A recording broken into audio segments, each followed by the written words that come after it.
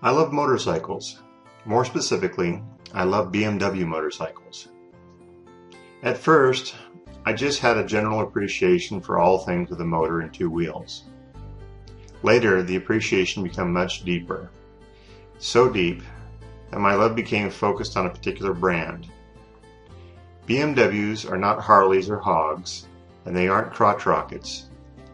No, they aren't particularly loud or vibrate you to death while you're sitting at a stop sign, and they don't scream insanely at high RPM as they breach the 200 mile per hour mark. They are brilliantly engineered machines designed to give riders the greatest possible experience. They sound more like a sewing machine on steroids and handle better than any motorcycle on earth.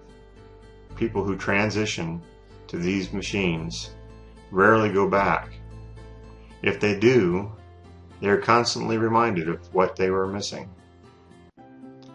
My passion for these motorcycles was influenced by my dad.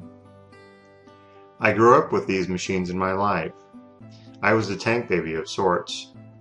Riding around on the tank of my dad's old R69, he idled me around the yard. It sounds unsafe, but that's a normal thing that happened in the 70s. Believe me, my dad was an advocate of motorcycle safety. He always stressed that they should be respected for not just the risk involved in riding them, but the pleasure they gave while doing it.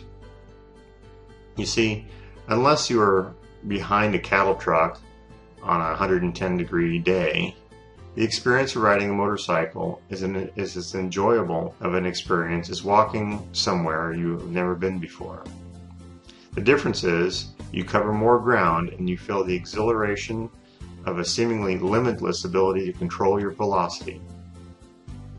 I became a member of the BMW Motorcycle Owners of America when I was 5 years old. At the age of 5, my job was to meet the mailman at the mailbox and bring the mail into the house. That was a huge responsibility and I took it very seriously. The highlight of this job was the day each month when my dad's BMW MOA magazine was delivered. As soon as I got it in my hands, I would promptly bring it into the house and cut out all the pictures and glue them onto a blank poster board so I could hang them in my room. Later that day, my dad would read the interesting articles, or at least try. My dad was so happy that I liked his magazine, it inspired him to get me an exclusive membership and subscription. I grew up riding motorcycles. Now, of course, BMW doesn't make a child-sized motorcycle, so I had to make believe I was riding the real thing.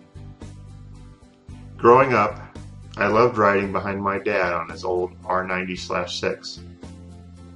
Often, we would go on camping trips. If the night was cold, we would place the tent near the bike so the heat of the engine would keep us warm as we fell asleep. I remember when my dad would ride the bike to work.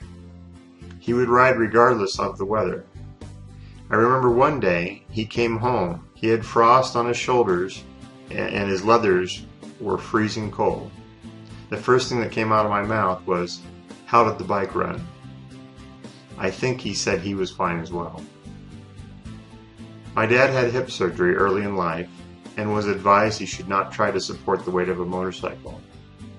He resorted to riding a hack for a few years. That was when he asked me if I wanted his old R90/6. It had 250,000 miles on it, and it looked like it had been around the world. Of course I said yes, as I felt my eyes welling up. He and I rode together on a few trips until his shoulders could no longer handle turning the motorcycle with a sidecar. I think it was devastating for him to give up riding so early. I put another 100,000 miles on the old bike before I finally had to part with it. It was starting to fail me and the costs of upkeep were mounting. I reluctantly sold the motorcycle to a BMW service school graduate who promised he would bring new life to the old motorcycle.